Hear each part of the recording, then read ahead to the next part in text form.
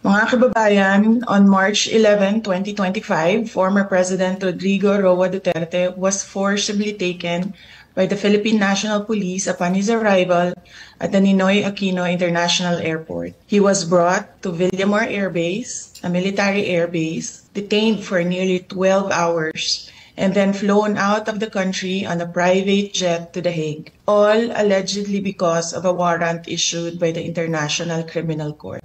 This was patently an illegal arrest. This constitutes extraordinary rendition. A Filipino citizen, a former president, was taken into custody without a valid warrant issued by a Philippine court, without due process, and without any legal basis under our laws. The Constitution is clear. Section 2, Article 3 of our Constitution explicitly states the right of the people to be secure in their persons, houses, papers, and effects against unreasonable searches and seizures of whatever nature or for any purpose shall be inviolable, and no search warrant or warrant of arrest shall issue except upon probable cause to be determined personally by the judge after examination under oath or affirmation of the complainant and the witnesses he may produce, and particularly describing the place to be searched and the persons or things to be seized. This means that for an arrest to be lawful, it must be carried out pursuant to a warrant issued by a Filipino judge of a Philippine court. Nasaan po ang warrant of arrest na inisyu ng hukuman ng Pilipinas? Wala. Without a valid warrant from a Philippine court, this was at best a warrantless arrest. Under the rules of court, warrantless arrests are only permitted in 3 instances: in flagrante delicto, hot pursuit, and escaped prisoner. None of these circumstances applied to the case of the former president. So, what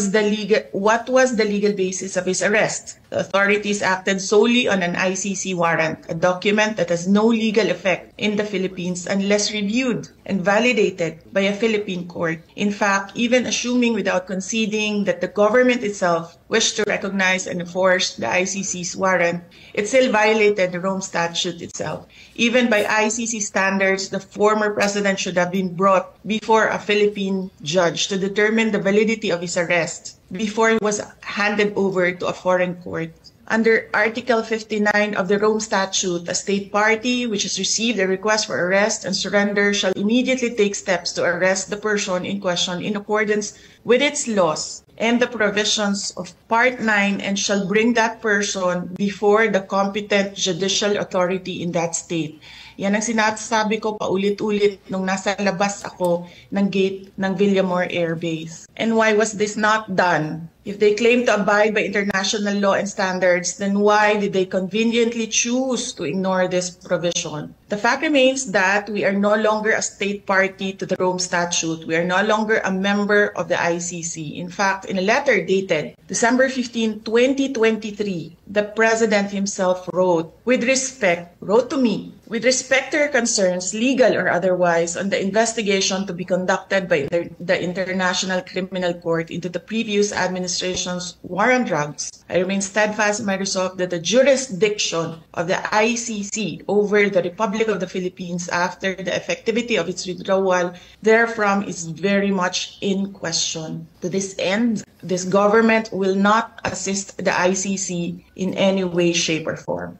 So if the government itself has declared non-cooperation with the ICC, why did the PNP violate this very policy and enforce a foreign warrant? Even granting for the sake of argument that we have some duty to cooperate with either the ICC or Interpol, does that duty override the fundamental rights of every Filipino enshrined in our Constitution? What happened on March 11, 2025 is not just about one man. It is about all of us. It is about the country. If a former president can be taken without due process, what stops them from doing the same to any other Filipino? Therefore, we must dare to ask more questions. Under whose authority did the PNP act? Why didn't they enforce a foreign warrant without the Philippine court order? Why didn't they at least bring PRRD before a judge as required by the Rome Statute itself?